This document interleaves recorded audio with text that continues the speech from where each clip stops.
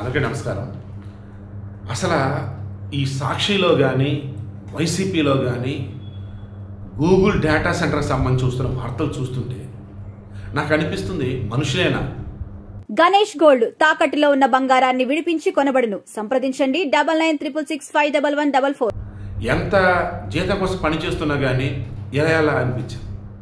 నేను గతంలో పనిచేశాను, టీడీపీకి ఫేవర్గా ఉన్న ఛానల్లో పనిచేశాను, న్యూర్లో ఉన్నట్లో పనిచేశాను.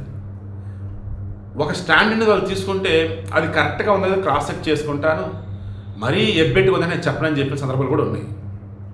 దాన్ని నన్ను పక్కన పెట్టి వేరే వాళ్ళని మోడరేటర్గా పెట్టుకున్నారు ఆ షోకి. అటు ఇప్పుడు జరుగుతున్న నేను చూసి నాకు కంపరం పడతా ఉంది. గూగుల్ డేటా సెంటర్ అంటే ఈ జస్ట్ లైక్ గూడౌనా అంటే అది లోపల సరుకులు గూడౌన్లు ఎలా దాచుకుంటారో ఈ గూగుల్ డేటా సెంటర్లో డేటాలో దాచుకుంటారట. ఊరే నాయన ఏడు నుంచి వస్తారా మీరు. సాఫ్ట్వేర్ జాబులు అంటే టైపిస్టులు అన్నట్టు, హార్డ్వేర్ జాబులు అంటే ప్లంబర్లు అన్నట్టు, గూగుల్ డేటా సెంటర్ అంటే ఒక గూడౌనా. మళ్ళీ ఆ గూగుల్ డేటా సెంటర్ వల్ల భయంకరమైన వేడి వచ్చిందా, చుట్టుపక్కల మొత్తం ఎండిపోతాయా. వైజాగ్లో కరెంట్ అని గూగుల్ సెంటర్ కరెంట్ ఇస్తారా, వైజాగ్ వచ్చే నీళ్ళంతా గూగుల్ డేటా సెంటర్కి ఇస్తారా. ఏం ప్రచారాలు చేస్తున్నారా. దీనికి టీడీపీ వాళ్ళు న్యూట్రల్గా ఉన్న మొత్తం ఏకి పాడేసేసరికి హలో అసలు గూగుల్ డేటా సెంటర్ వచ్చింది జగన్మోహన్ రెడ్డి వల్ల. అదానితో ఒప్పందించుకుని జగన్మోహన్ రెడ్డి తెలుసా మీకు, మా వాళ్ళది వచ్చింది అంటున్నారు. టీడీపీ హయాంలో 2019 అప్పుడు ఈ అదాని టీడీపీ వాళ్ళు గవర్నమెంట్ ఒక ఒప్పందం చేసుకొని డేటా సెంటర్ రావాలి. జగన్ వచ్చాక అన్నింటిలాగా అదాని కూడా వెళ్ళగొట్టాడు. మళ్ళీ 2024 ఎన్నికలకు ముందు మళ్ళీ అదాని డేటా సెంటర్ హడావుడి చేశారు. ఇప్పుడు వచ్చింది గూగుల్ డేటా సెంటర్, అదాని కాదు. అదాని వాళ్ళు, భారత్ ఎయిర్టెల్ వాళ్ళు వీళ్ళు వచ్చేసి వాళ్ళు కొలాబరేట్ అయిపోయి నిత్యం నిర్మాణం కావచ్చు, పర్యవేక్షణ వచ్చి ఇదంతా చూసుకుంటారు. ఇక జాబుల విషయానికి వద్దాం. గూగుల్ డేటా సెంటర్ ఒక్కదానితోనే 1,08,000, 1,10,000, 1,80,000 ఉద్యోగాలు కాదురా అయ్యా.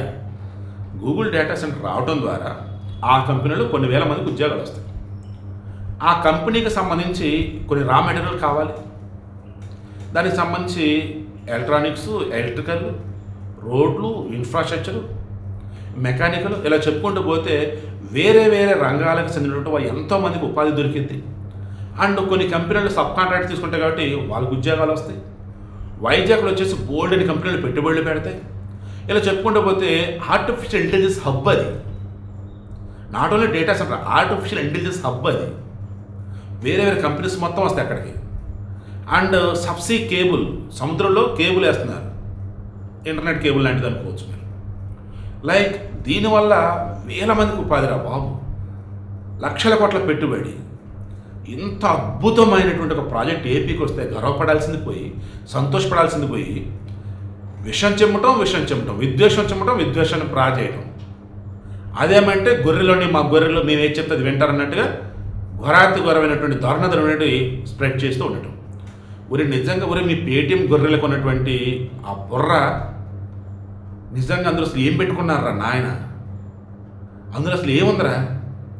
మీ మీద ఎంత నమ్మకం లేకపోతే ఆ సాక్షులు, ఆ వైసీపీ వాళ్ళు ఆ రకంగా ఘోరంగా ప్రచారం చేస్తారా. మీరు వాటి ముందు ఎలా షెడ్యూల్ చేస్తారా చెప్తుంటే నాకే కంపరం పడుతుందిరా. ఇది కూడా ఎందుకు చెప్తున్నాను, మరలా ఎవరన్నా పాప అమాయకులు ఉంటే, తెలియని వాళ్ళు ఉంటే తెలుసుకుంటారని చెప్పేసి చెప్తున్నా.